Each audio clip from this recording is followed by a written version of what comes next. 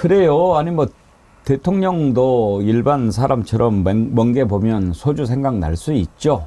그런데 할 말 못할 말 좀 가려서 해야 되는 거 아닌가요? 참 왜 대통령이 이렇게 국민들을 걱정을 많이 시키는지 모르겠어요. 영천시장에 가서 재래시장 들렀는데 멍게를 보고 한 얘기 한번 먼저 들어봅시다. 아니 뭐 여기에 소주만 한 병 딱 있으면 감사합니다. 이런 건 우리가 왔으면 뭐좀 해산물을 좀 사라. 여기 뭐 좀 멍게 있잖아, 멍게. 통영에서 온 멍게 좀 사고. 근데 왜 저렇게 계속 반말을 하는지 모르겠어요, 김정도 의원님. 글쎄, 그건 어쩔 수가 없는데 저 정도면 양호한 거예요. 제가 최근에 쌍욕한 사건을 하나 또 알아요. 네. 윤석열 대통령이 예. 어디에서요? 벌써 여의도에서 많이 도는데 네. 함성득, 임혁백 예. 두 교수가 뭘 세게 폭로했잖아요. 사전 조율한다고. 예. 근데 최근에 대통령이 아주 가까운 측근한테 하여간 제일 심한 욕, 개 XX 쌍시옷이 들어가는 예. 얘기를 하면서 그 XX 해도 너무하네 하고 또 뒤에 한마디 더 쌍시옷 이렇게 말해가지고 놀랬다는 얘기를 듣고 있고 임혁백 교수가 그걸 전해 들었다는 말까지 들었어요. 나도 그렇게 들었다. 근데 한국일보 인터뷰 그런 사실이 없다고 화를 낸 게 아니라 어떻게 그런 얘기가 해도 나가냐. 너무하네 XXX. 그러니까 저 정도면은 그나마 많이 포장이 된 편이고 그다음에 뭐 소주 한 잔 생각나고 난 이건 인간적으로는 이해하는데 그래요. 그런데 이걸 종합하면 전반적으로 많이 디프레스 돼 있구나. 그러니까 좀 지금 뭐랄까 이게 이 성정이 많이 이렇게 흐트러지고 일종의 어떤 우울증 비슷한 많이 이렇게 좀 가라앉아 있는 상태 같아요 지금. 이것도 요즘 좀 빈번하고. 반말을 이제 뭐 근데 그런 거 좀 고쳐야 되는 거 아닌가요? 뭐 완두콩 보면서도 또 그런 말을 했던데 그것도 들어볼까요? 안녕하세요. 아유 다리 불편할 텐데 앉으십시오. 이제 완두콩이 나오나? 네, 완두콩이 나오나. 이제. 여수에서. 그래서 다 사지 뭐. 다 사서 저거 자루 것도 좀 사서. 하여튼 좀 사서 좀 이거 제가 사겠습니다. 살짝 삶아가지고 이렇게. 김성한 평론가 어르신 좀 앉으시죠까지는 좋았는데 그 다음에 또 여수에서 이렇게 좀 그런 걸 뭐라고 혀가 짧다고 그러나 그래요. 아마 기자 시절 때 윤 대통령을 만난 그러니까 검사 윤석열을 만났었던 기자들도 비슷한 생각들을 했을 거예요. 근데 그때부터도 저런 말투였을 거예요. 제가 알기로는. 그러니까 사람들한테 막 하대하는 스타일이거든요. 그러니까 그때 뭐 기자들이 중수부 있었을 때도 많이 가가지고 만났다고 얘기를 하거든요. 저도 만난 기자 얘기 들어봤을 때도 그랬고 그때 말도 그대로 지금 갖고 있다고 보는 게 맞을 것 같아요.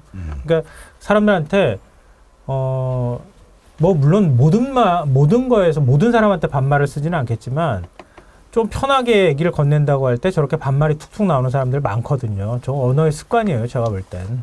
다른 사람을 대하는 습관이고요. 그러니까 아까 XX 얘기를 하시는 것처럼 조금 자기보다 밑에 있다고 생각하면 반말하고 그리고 또 거기에 대해서 자기 감정을 절제를 못하니까 그냥 막 쌍욕을 하는 이런 스타일이었던 것 같아요. 검사 시절에도 그랬다 그럽니다. 그러니까. 아니 구 기자님 우리가 괜히 트집 잡는 게 아니고 대통령이 움직이는 것은 그야말로 움직이는 것 자체가 역사고 말하는 것 자체가 기록이고 모든 게 다 남잖아요. 그러면 좀 신중해야 되지 않습니까? 그러니까 대통령의 발언 자체가 금원이고 그리고 저작거리에서 하는 말이 아니지 않습니까? 그 파장과 영향력이 경기 절대적인데 이렇게 장사미사의 발언과 다를 바 없이 하는 것 자체가 국민들한테 주는 것들이 효과가 크다고 생각을 하고요. 더군다나 또 멍게를 보면 소주를 언급했다고 하는데 자신에 대한 세설의 악평 중에 상당수가 술과 관련된 것이지 않습니까? 그러면 그 문제를 뭔가 언급할 땐 특히나 공개적인 장소에 언급할 때는 뭔가 조심하고 신중할 필요가 있는데 그렇지 않은 걸 봤을 때 뭔가 정말 직접적으로 적극적으로 무언가 대통령에게 조언을 해줄 수 있는 사람이 없는 것이 아닌가를 의심을 하게 되고요. 더군다나 대화 형식 자체가 반말로 흐르지 않습니까? 뭔가 존대를 하는 게 국민을 말할 때 당연해야 되는데 그런 형식적 원칙을 어긴다는 것 자체가 뭔가 좀 이상하고 주변에 사람이 그만큼 없다라는 증명인 것 같습니다. 네. 근데 전 궁금한 게요. 저거 다 저 사지 뭐 가서 뭐 해먹지 뭐 이렇게 얘기하는데 어디서 누구랑 어떻게 해먹겠다는 얘기인지 모르겠어요. 글쎄요, 뭐 어떻게 저렇게 안 하거든요. 워낙 잘 여- 드시니까 뭐 가져가가지고 그러다 이제 대통령실에서 관저에서 야 아까 사온 거 멍게 있지 그거 좀 썰어와 뭐 이렇게 뭐 그런 다음에 소주를 한 잔. 야 멍게 보니까 야 그거 저기 쟁여놓은 술 있지 그거 갖고 와 뭐 그다음에 최재형 목사가 준 술 있지 그것도 갖고 와 뭐 이런 식으로 그 앞에서 이렇게 누가 요리 그 관저에 다 있으니까 그거 다 있거든요. 예. 우리가 지금 반말에 좀 충격을 받아서 반말 얘기를 많이 했는데 실제로 이제 저 술 얘기를 왜 꺼냈냐면 대통령 걱정하는 것, 국민들이 이제 대통령 걱정 많이 하지 않습니까? 그리고 술을 너무 많이 마신다. 대통령 초 됐을 때 처음에 이번에 국회의원 당선된 신성범 전 의원이 프로그램에 나와서 그런 얘기 한 적이 있어요. 대통령은 금주 선언부터 해야 된다. 예, 초반에 너무 술 가지고 뭐 이런저런 얘기가 많이 나오니까. 그리고 이번에 제가 기자회견 보면서 의도적으로 뭐 답변을 흐린 것도 있었지만 너무 핵심을 잘 못 짚고 맥락에 안 맞는 답변을 하는 걸 보고 저 정상적인 사고를 하고 있는가 그런 걱정을 좀 했거든요. 그게 왜 그럴까? 이제 답변을 피해가는 여러 가지 방법이 있는데 그런 차원에서 했다면 이해가 되지만 만약에 인지 능력이 좀 떨어진다든지 대화가 안 될 정도로 뭐 정상이 아니라고 한다면 그건 좀 걱정 아닌가 싶어요. 너무 술을 많이 마셔서 그런 거 아닌가 하는 말이 나오니까요. 그러니까 지금 저런 어떤 멘탈을 보면은 어디에 이렇게 뿌리를 내리지 못하고 부유하는 어떤 의식 상태가 아닌가 이런 생각이 듭니다. 그러니까 기자회견에서도 저기 답변을 못 하겠으면 그 질문에 대해서는 지금 고민 중이라든가 이렇게 그 질문에 대해서는 아직은 제가 답변 드리는 게 시기상조인 것 같다든가 그게 왜 그런가 이렇게 해서 피해가더라도 좀 분명하게 당신의 질문을 나는 이해했다는 정도의 표시는 해야 되거든요. 그래서 제가 이해하기에 이 질문이신 것 같은데 이러면서 이야기는 해줘야 최소한 배려인데 아예 언급을 안 하고 그냥 이렇게 개무시해버리는 이런 어떤 부분들 보면은 조금 우리 백 앵커가 이제 지금 갖고 계신 의문 저기 내 이게 회로도가 정상적이냐 지금 그런 어떤 의심을 불러일으키는 거란 말이에요. 아니, 걱정된다니까요. 그러니까 공직자의 언어는 대답을 못 하더라도 그 이유를 대면서 정확하게 해줘야죠. 예. 그래서 이렇게 가르마를 타줘야 되는데 오히려 더 헷갈리게 만들지 않습니까? 꼭 그 민생이다라고 하면은 재래시장 가서 뭐 오뎅 먹고 뭐 집어먹고 하는 걸로 쇼잉을 하잖아요. 민생 문제 해결을 꼭 그렇게만 생각하는 것 같은 식상한 방법이 마음에 좀 들지는 않습니다. 그런데 그 민생 토론회 선거 전에 막 했잖아요. 김성환 평론가. 또 다시 시작한다고 하더라고요. 네.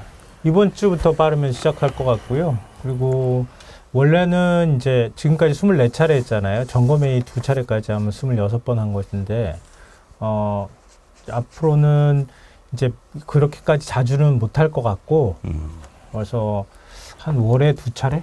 네. 뭐 그 정도 지금 생각하고 있는 것 같아요. 그리고 민생 토론회라고 말은 했지만 대통령 59분 동안 떠드는 민생 토론회가 무슨 토론회입니까? 그러니까 그거는 형식적으로도 좀 비판받을 소지가 있다고 생각한 모양이에요. 그래가지고 토론의 형식을 좀 바꾸겠다 이렇게 얘기하는데 구체적으로 어떻게 바꿀지는 모르겠고 차라리 이렇게 바꿀 거면 그냥 기자회견 겸해서 그냥 사람들한테 솔직하게 소시민들이 나와서 얘기할 수 있도록 그냥 확 열어놓고 기자들도 가서 자유롭게 질문할 수 있는 이런 형식으로 좀 바꿨으면 좋겠습니다. 근데 그것도 뭐 형식은 좀 바꾼다 그래요. 뭐 형식을 바꾸는데 한 주에 2-3차례 열었는데 월 2회 정도로 줄여가지고 연중 계속 한다라고 하는데 구경훈 네. 기자님 민생 토론회가 반응이 어떻습니까? 민생 토론회가 사실은 퍼주기식으로 남발만 했지 실제로 지킬 수 있는 공약이 공표된 게 별로 없었거든요. 그런데다가 오히려 선거 기간 내내 26차례 민생 토론을 함으로써 관권 선거 논란까지 굉장히 불러일으켰습니다. 이런 상황에서 지금 안 간 곳이 경북, 전북, 그다음에 광주, 제주라는 건데 그 네 군데를 가겠다는 것이고 2달에 걸쳐서 가겠다는 것이거든요. 그거 어떻게 해석이 되냐면은 선거 기간 내내 관권 선거 운동을 확실하게 했는데 그래도 효험이 없자 그런 논란이 사후적으로 불거질 수 있지 않습니까? 그렇기 때문에 그런 알리바이를 만들기 위한 차원으로 남은 역할을 수행하는 것 아닌가라는 의심을 하게 돼 있습니다. 아니 민생 토론회다. 그러면 이제 민생을 가지고 뭐 시민들하고 토론하는 거 그래야 민생 토론회 아닙니까? 근데 김종대 의원님 지금 민생 토론회라고 20몇 번 쭉 했는데 토론이 있었나요? 네, 전 민생 토론회가 갖는 어떤 자기 부정이 있어요. 예를 들면 이런 거거든요. 윤 대통령이 얘기하는 자유나 자유권이란 건 기업인의 자유를 얘기하는 거고 정부는 시장에 개입해서는 안 되는 거고 이 시장은 성역화되기 때문에 최대한 어떤 자체적으로 나가는 정부를 어떤 시장 경찰로서 자리매김해왔던 겁니다. 그런데 이제까지 26번의 민생 토론은 사실상 큰 정부를 지향하고 있어요. 정부가 다 해주겠다는 거예요. 그다음에 이번에 기자회견 때도 기초노령연금을 40만 원까지 인상하겠다 그러고 어떻게 보면은 엄청난 지출을 예고하고 있기 때문에 우리가 이제 이런 민생 토론에서 묻고 싶은 건 뭐냐 하면은 그 대통령이 얘기하는 민생은 무슨 뜻이냐는 것이죠. 어떤 민생을 얘기하는 것이냐. 지금까지는 민생은 낙수 효과라 그래가지고 기업의 자유를 보장하면은 당연히 시장은 활기를 띈다는 전제하에서 모든 정책을 펴왔단 말입니다. 그런데 그렇게 하니까 표가 안 돼.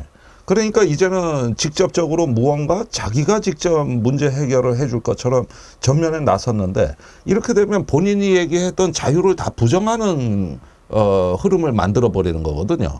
그러니까 지금 본인의 국정기조 변화가 이런 민생 그 토론을 통해 가지고 아 우리가 너무 이데올로기적으로 정책을 폈다. 너무 한쪽의 자유만 생각했다. 이런 부분까지 나간다면은 일견 좀 뭐 의미가 있고 평가해줄 여지가 있다고 볼 수가 있습니다. 그런데 하던 건 그대로 다 하고 그다음에 민생 토론은 더 이상 떨어지는 지지율의 하락을 막겠다는 의도로 비춰지니까 여기서 어떤 민생이 작동하는 것이냐는 거. 어떤 민생이냐 이거죠.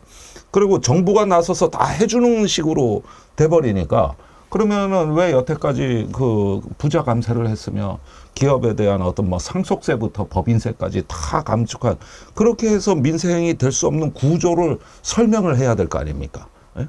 그런 걸 설명을 할 수 있어야 논리적이고 일관된 책임 정치 아니냐 이 얘기예요. 지난 주말에 제가 아주 존경하는 분께서 이런 글을 보내주셨어요. 한 주도 수고 많았네. 백운기 정치 1번지가 윤석열로 시작해서 윤석열로 끝나다 보니 약간 식상함과 지루함도 있는 것 같네. 이제 100회가 넘었으니 정어리 방송이 상어와의 싸움만 있는 것이 아니고 그러니 기존 프로그램 외에 뭔가 희망과 사랑이 풍겨나는 희망 정치 코너도 만들어서 방송을 하고 그러면 좋을 것 같네. 시원함만 있는 것이 아니고 따뜻함과 마음속에 잔잔한 감동도 있는 품격 있는 방송으로 발전시켜 나가면 어떨까 싶네. 기존 정치 관련 유튜브 방송을 듣다 보면 천편일률적으로 극단적인 요소로 가득 차 있어서 아쉬움이 많아 사족을 달아보네. 또 제가 한 가지 주말에 그런 생각을 했습니다. 이제 새로운 국회 앞두고 협치하지 않습니까? 근데 협치가 뭡니까?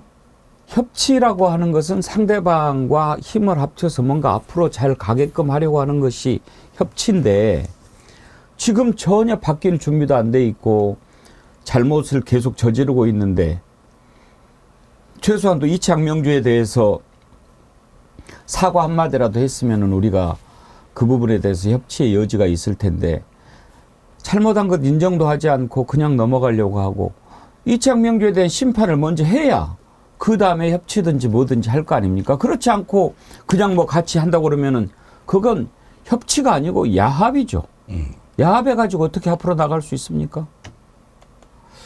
참 이 형님의 말씀을 듣고 제가 참 그 많이 자신을 돌아보면서도 그래도 고칠 건 고치고 해야 되는 거 아닌가 그런 생각했어요. 저희도 그런 얘기 아침에 잠깐 했었는데요. 한겨레신문 곽정수 선임 기자가 칼럼을 썼어요. 칼럼 제목이 윤 정부는 국정 기조가 있기는 한가? 이거예요. 기조가 없는데 뭘 기조를 바꾸라 그러냐. 이 얘기를 하는 거거든요. 그러니까 지금 방금 전에 말씀하셨던 것처럼 민간과 시장이 주도하는 경제를 만들겠다. 그래서 자유시장 경제를 얘기하잖아요. 근데 윤 대통령의 머릿속에는요. 자유시장의 시장으로서의 자유와 정치, 민주주의 체제 안에서의 자유를 똑같은 자유라고 생각하는 모양이에요. 그냥 동일선상에다가 놓고 있는 거예요. 그냥 자유니까 그냥 다 자유로워야 해. 이런 생각을 갖고 있는 것 같은데 정치 의미에 있어서의 자유라고 하는 것하고 시장에 있어서 자유는 좀 다른 맥락의 의미를 갖고 있거든요.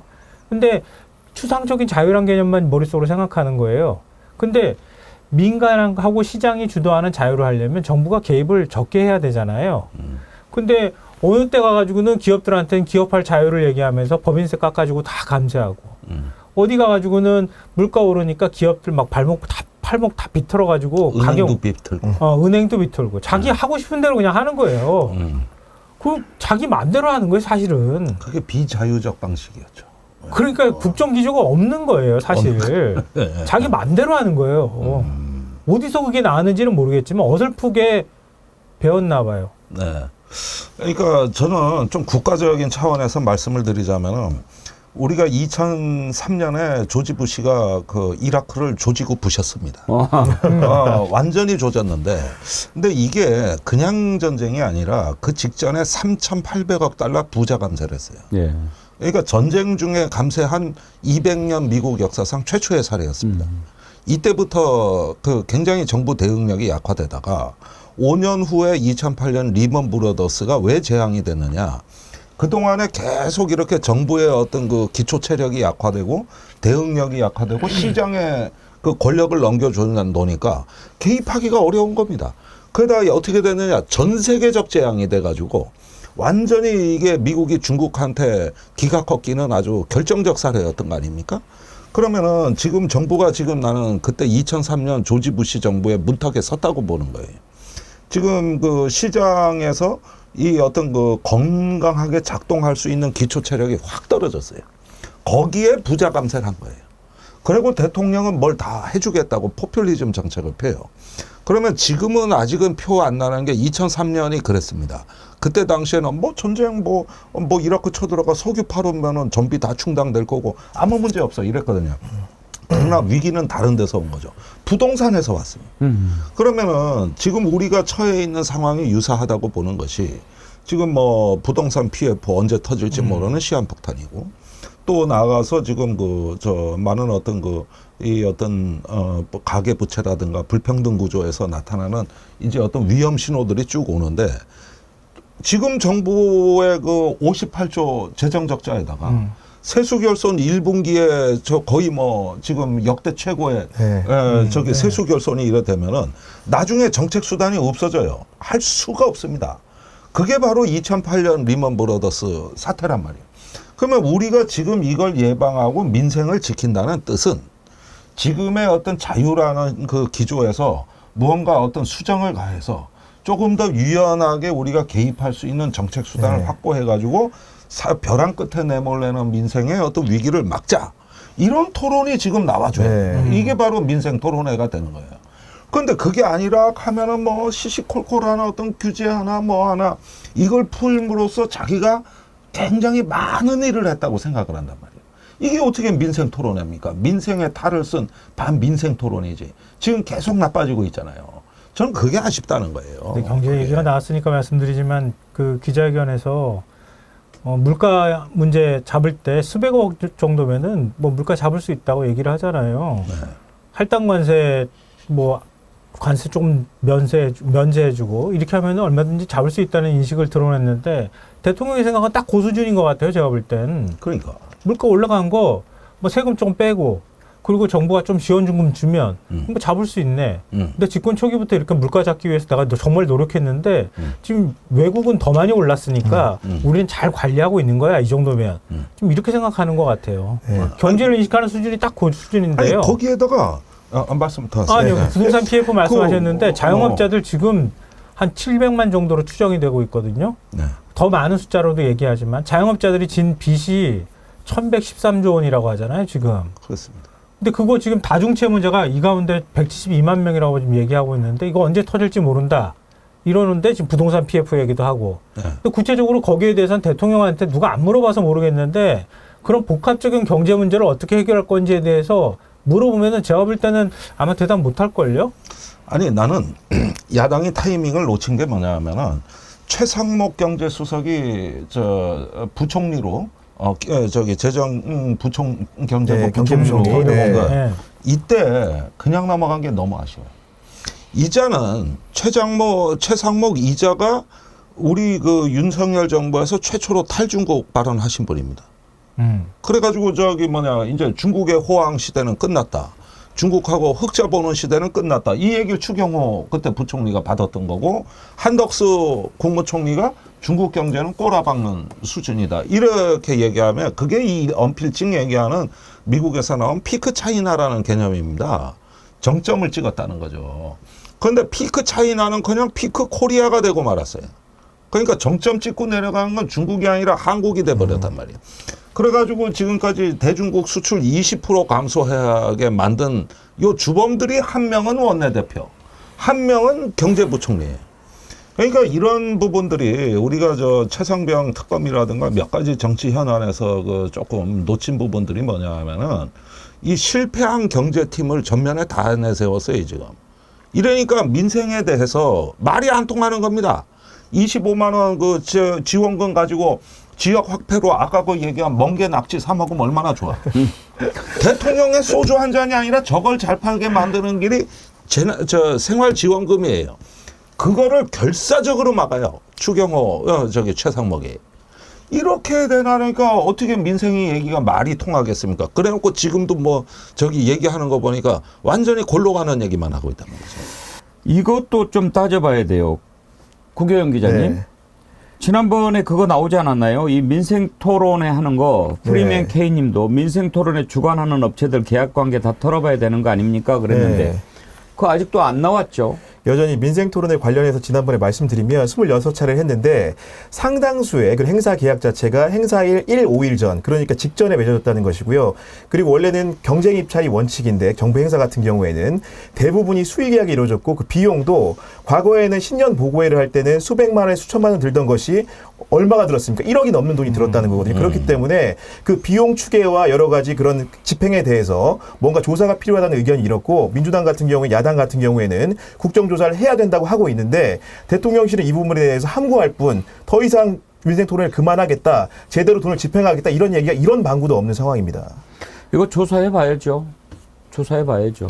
그 민주당에서 국회 운영위원장 가져가겠다고 하는 것도 그런 이유이기도 하거든요. 그러니까 대통령실이 어떻게 움직이는지 잘 모르니까 최소한 운영위원장으로서 대통령실에 자료도 요구하고 대통령실 관계자들 불러가지고 거기에 따른 문제가 있으면 추궁도 하고 이렇게 된다고 지금 얘기하는 이유가 바로 그것 때문인데 지금 대통령실은 물론 역대 정부도 아주 샅샅이 대통령실 관련 자료들을 공개하지는 않았거든요. 근데 그렇다 하더라도 윤석열 정부에서는 더 폐쇄적인 것 같아요. 폐쇄적이고 더 사적으로 움직이는 것 같고. 그래서 오죽하면 이게 지난주였나요? 사설에서인가 그랬는데 김건희 여사 라인 다 뽑아내야 된다고 얘기할 정도예요. 보수신문이 대통령실에서. 그러니까 김건희 여사가 상당수의 그 가까운 사람들을 대통령실 참모로 데리고 들어왔다는 사실은 다 많이 아름아름 보도가 됐잖아요. 근데 그런 사람들이 대통령실에 남아가지고 사실 얼마나 능력 있는지도 모르거든요. 근데 하다못해 여사 주변이나 대통령 주변에 그런 사람들이 포진해가지고 대통령 눈과 귀를 가리고 비선 정치를 하고 그리고 이런 것처럼 자기 가까운 사람한테 혹시 짬짬이가 있었다고 하면은 그 굉장히 심각한 문제거든요.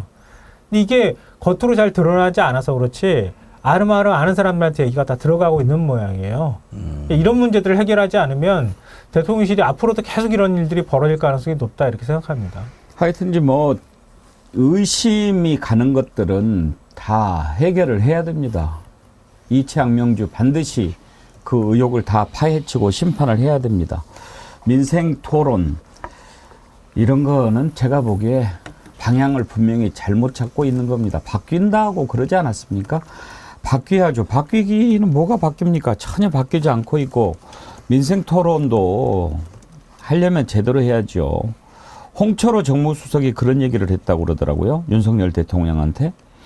대통령은 국민들 눈물이 있는 곳에 계셔야 합니다.